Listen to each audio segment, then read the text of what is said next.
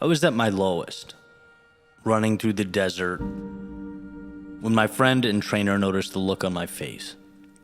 My pace slowed a little bit. And he said, "Eddie, you said you wanted change. Well, this is where change happens. Rise to the occasion." And that may not seem like much, but that moment embedded something very important into my brain. It connected those moments of suffering to the outcome I so desperately want. Because as we all know, when you're in it, it's easy to see the occurrence in a vacuum, to disassociate the pain with the result, right? Sometimes you even forget why you're doing it. Why put yourself through something when, I don't know, the rest of the world is at home watching the game or having a beer? And what he did, making that statement, was put what's important front and center. And it's like, oh, Eddie, you can have all those things. All of them. But this is the cost. Your call. Now, that suffering takes on somewhat of a different shape. But it hurts. Well, of course it does. That's why very few people have the thing you want. That's why it's rare. That's why it means something. You know, some things are so simple that we have to step up a level beyond the excuses and the minutia and the detail to understand. Desired result, price tag for that result. Simple. This came to mind as I was thinking about this. Have you ever tried to open a beer bottle or a glass bottle of Coke and you use anything using a bottle opener, right? And you're like, man, this is putting up a fight. And someone laughs and tells you it's a twist off. That's what rationalizing discomfort is. It's like, well, I don't really have to. Or maybe, if I stop for a few minutes, or I don't even know if this is the right decision, and, all the stories and nonsense you tell yourself, when in reality, it's like, if you want the thing, this is what it costs. If you want what's inside the bottle, stop creating all these unnecessary mechanisms to open it and twist the damn thing off. He said the same thing a few days later during a legs workout, doing some squats and lunges, and again, right behind me, "Eddie, you said you wanted change. Here is the change. Let's go. What say you?" I think there's beautiful simplicity there. Because if you don't want the change or the results, no problem. Leave. Go upstairs. Put your feet up. Have a coffee. Enjoy. But if you do, again, here is the price. Just like you're walking down the aisle at a grocery store. Numbers on a can. This is what it costs. And I think it's a beautiful reminder to take outside of fitness as well. Perhaps it's even why fitness is so important. Because when you're physically tapped out but continuing on, you're doing it for a future return. You can see the unseeable. You are betting on the unknown. Same thing with a business that's taking forever, or giving you issues, or presenting obstacles. The brain goes, maybe this isn't for me. I'm not good. I'll do something else. But wait. No. That hell you're going through is the cost of building a successful business. It doesn't mean you're in the wrong arena. It means you are closer than you think. As Eric said to me, this is where change happens. Do you want it or not? Do you want the business or not? Because this uncomfortable feeling, this unknown, this waking up with stress and tension, it's a lot for some people. That's why so many walk away. What are you going to do? Maybe you're fighting a different battle altogether. Health, diet, substance abuse. And you fell back on your old ways. You're looking in the mirror, disappointed. How? Again? How did I do this?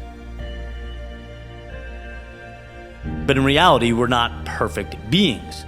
You took a micro loss. You're not proud of it. Perfect. Now what? This is where the change happens.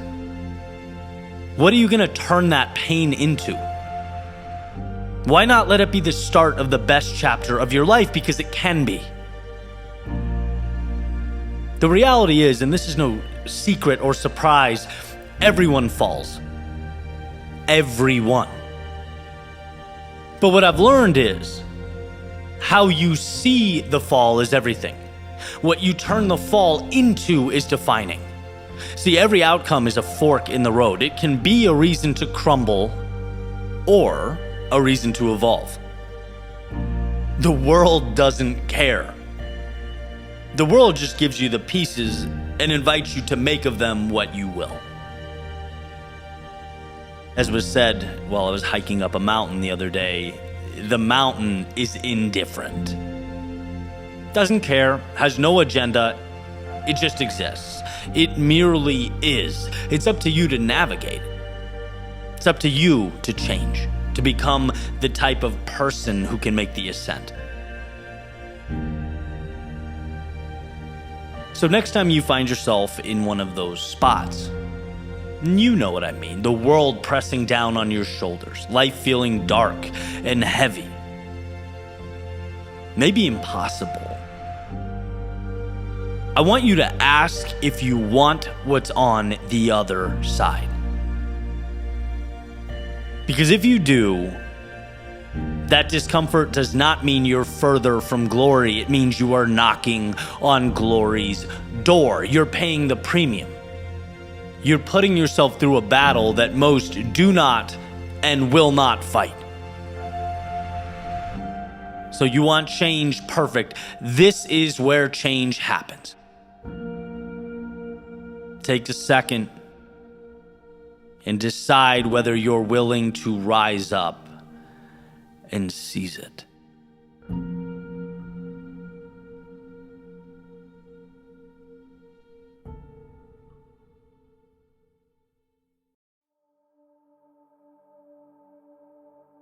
One of life's greatest lessons is that yesterday is only as powerful as we allow it to be. Yesterday is an idea, a story, a movie that started and ended. Now, it's quite possible that story or that ending is disappointing, or it hurts to look back on. Perhaps a reminder of something that wasn't ideal, something you want to break away from. So the question is, why do we give that old story power? Why do we relive it, create this self-inflicted wound? See, the past undoubtedly played a critical role. It brought you to where you are now. It, in many ways, shaped your worldview, constitutes your beliefs. It was the very road to this moment, and there's value in that. But imagine this scenario. Imagine stepping into your car, turning the keys, and thinking to yourself that you can, in this very moment, only drive down the roads you drove on yesterday. Only associate with the street signs you know, the places you've already gone. Your reality now is determined by what you've already done. So adjust and get used to it. You would say that's outrageous, right? Yesterday's path has nothing to do with where I'm going now. Just like a boat's wake trailing off behind it has nothing to do with where it's going next. The person holding the wheel controls that.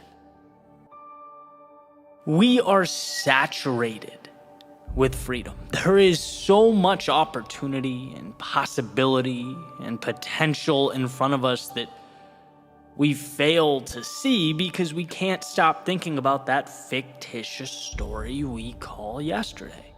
We confuse the path we took then for the one we need now, the wake from the steering wheel, what is, and that story about what was. The gateway to change is unshackling ourselves from those imaginary monsters. And more often than not, the answer isn't in finding some solution, it's in cutting ties with those things that no longer serve us. Then we see the world as it truly is.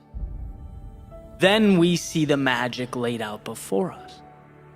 And I get that it's easier said than done. Leaving a part of us behind hurts. Looking in the mirror and being vulnerable enough to say, I can be more than this. It's not easy, but it's possible. And everything starts with how we see ourselves.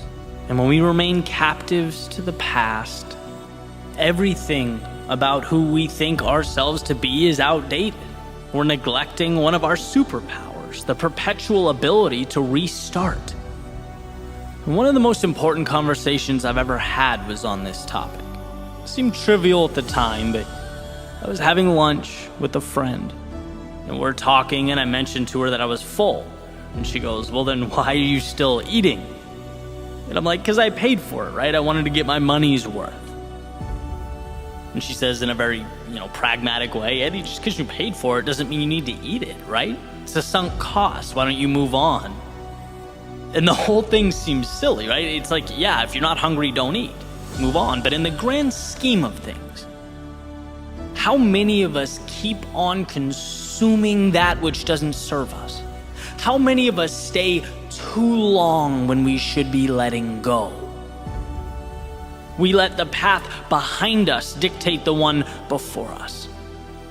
See, there's a tendency to overvalue what we know, to feel so invested in how things are, even when we're not happy or it's not healthy, that we'll take the pain of now over the potential for something greater.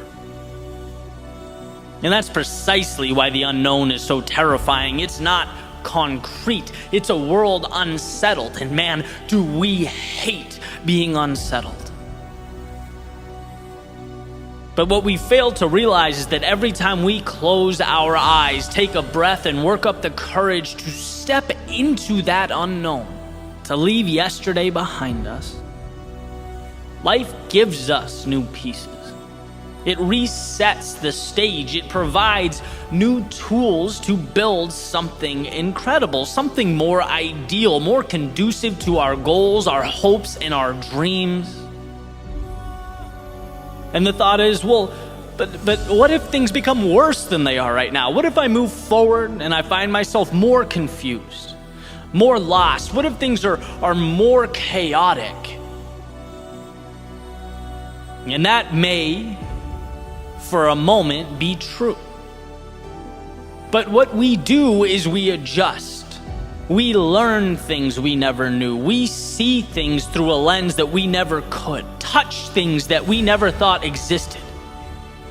It wasn't in staying, but in leaving, that we rediscovered who we were meant to be. That we allowed our truest selves to flourish. And worst case scenario, contrary to popular belief, it's not that the world ends. No, the worst case scenario, should you find the courage to move forward, is that you end up right back where you started. A little more confident, a little bolder, and better prepared to live this life like you never had. All that's needed is for you to convince yourself that there is more. You just need to taste the fruit, step into the sunlight. That's the difference between reality and the story in your head. Reality is that this world has for you everything you need to change, to grow, explore, build a life that means something. It has the support structures and the resources for you to pull yourself back up every time you fall. To say, okay, that hurt, but now let's try a different angle. There is undoubtedly what you need. And the question is never whether the X on that treasure map exists. Trust me, it's there. The question is whether you can pause that story in your head. The tales of a dark, mean, and scary world trying to hold you down. Pause the idea that you're nothing more than the you of yesterday. You're nothing more than how people knew you to be. Pause the idea that you're nothing without that job title or that relationship. Pause the idea that you need him or her or them in your life. Every day you wake up, you are a blank canvas. Who cares about yesterday? What do you want to paint now? When you walk out your front door, where do you want to go now? Step outside that circle of familiarity. See how artificial and in some cases ridiculous these boundaries are that we place around ourselves. Life is an invitation, not a set of requirements. And when you free yourself of that, not only will you feel like someone new, not only will you experience life as it was meant to be experienced, but you'll see that this world will conform to your new definition. This world wants to support you. It wants to lift you up. And yeah, it may be challenging and strenuous. It may force you to work harder and be braver than you've ever been. But it is, at the end of the day, your ally. You just have to see your future self before it materializes, when no one else gets it. So move on from all that does not serve you. Break away from the old rules, regulations, and guidelines. Maybe you exhausted time and energy into creating this reality. Maybe it feels like a monumental piece of your identity. Maybe right now is the only security you have. Fine. But my hope is that you can respect it and walk away. See it as the sunken cost that it is. Just because you paid to get there doesn't mean you need to keep paying to make wrong decisions. Just because it took your time doesn't mean it's entitled to keep stealing your time. Just because it's part of your identity now doesn't mean it must be tomorrow. Just because it creates security doesn't mean it's right. Jails and steel bars are also incredibly secure. No, today we are breaking free, leaving the past in the past and setting our sights on the horizon. Today is the end of yesterday and the beginning of the rest of your life.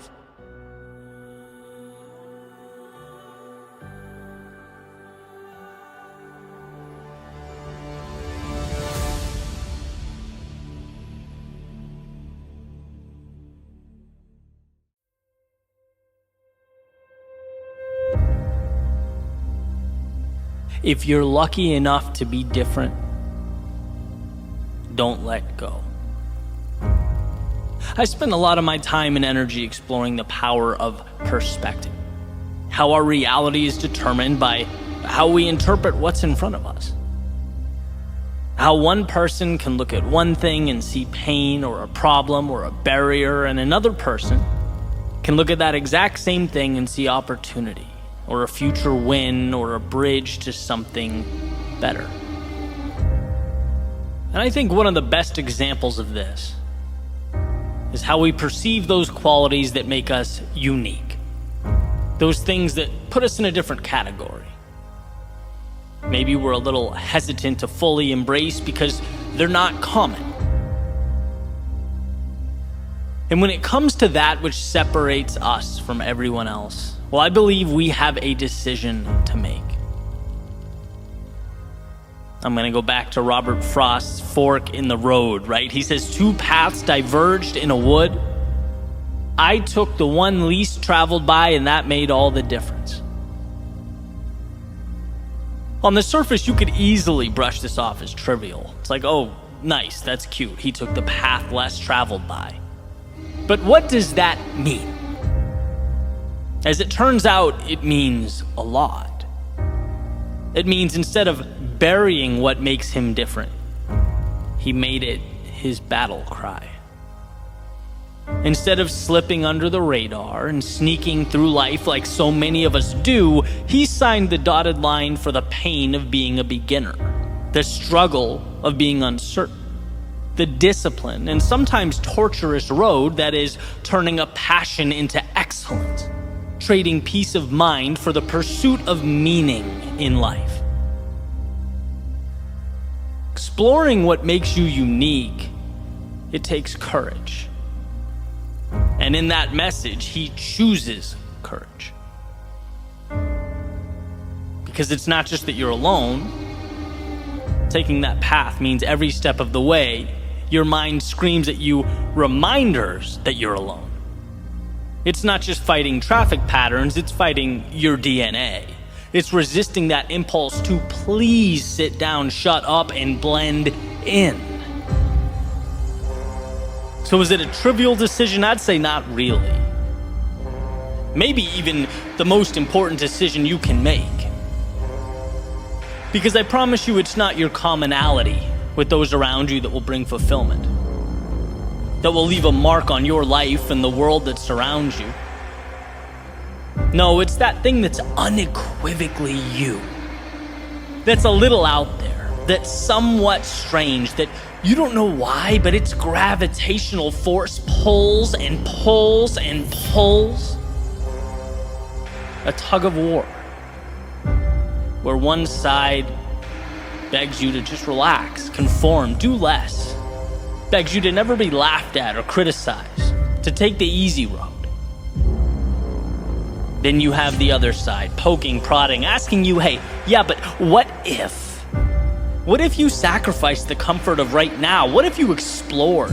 What if you took that which you love and you ran with it? What if you worked for a delayed payday? What if for a moment in time, when people ask you what the plan is, you have to look back and say, you know what, I'm not quite sure what I'm building, but I'll keep pivoting until it's so clear you can see it from the moon. Those are the paths that pull us apart. And every time I've lost my way, it's because I've doubted my unique path. And I mean that every time. It's when I become impatient with the journey or look around and see someone else winning in a different arena using different methods, different strategies, see the latest trends and success formulas.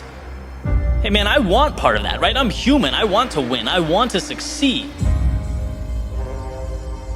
But just like a little opening is enough to let in the outside water that sinks the boat, well, a little bit of doubt is enough to derail your process.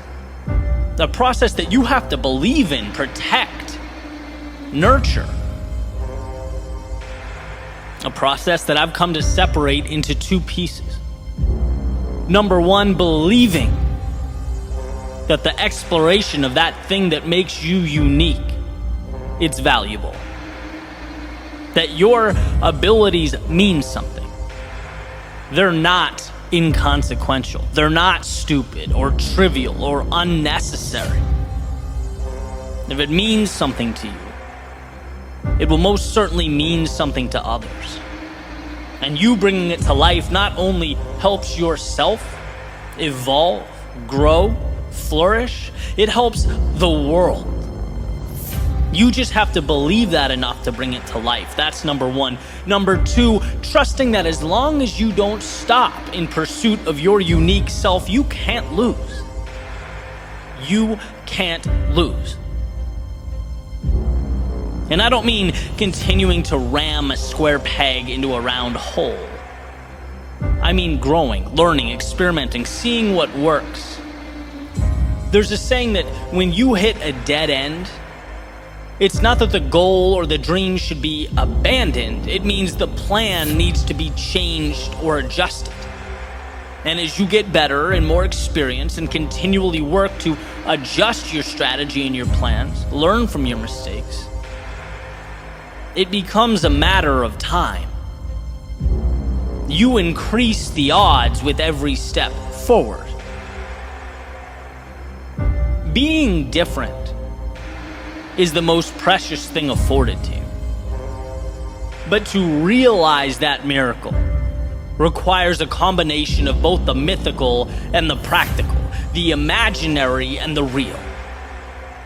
Dream that dream, visualize that growth, create a world out of those ideas that don't exist yet. But also understand that the conversion process from dream to reality is a practical one. It requires repetition. Learning, losing, adjusting, and people don't like that. It's much easier to blend in than spend years pushing through the agony of setting yourself apart. But it's worth it. And the evidence is so obvious, so plainly pointing to the fact that we only celebrate the outcasts, the crazy ones, We sit around campfires, listen to lectures, watch movies and documentaries about the people that had every reason to doubt themselves but kept moving forward. About the people who could have swept their unique abilities under the rug, but instead used them as their foundation for everything. Not being distracted by what's popular or how anyone else lives or operates. Not seeking to be anyone but themselves, knowing that that is enough. Knowing it's the seed to something precious. The only question is, will you provide the right conditions and nourishment for that little seed to grow? Will you do what so few people have the courage to do? Let their authentic selves shine through. Let who they are emerge. Emerson has a quote. He says, "To be yourself in a world that's constantly trying to make you something else is the greatest accomplishment." He goes on to say, "My life should be unique. It should be an alms, a battle, a conquest, a medicine." And see, perpetual happiness is a fool's errand. No, life is full of trials and tribulations and ups and downs. But fulfillment comes from that quest for meaning, for more, for building something, for creating your unique self, a process, a pursuit that must be chiseled from stone. It's never given or provided. It has to be found. Take it. And as Emerson beautifully implies, now is the time. The question is, what are you going to make with this once-in-a-lifetime opportunity? What will you make of the possibilities that only you know, only you understand, that only you can bring to life? Never doubt yourself, or your gifts, or the things that set you apart. You don't need everyone else to believe in them. You just need to convince yourself. Everything else, it falls right into place.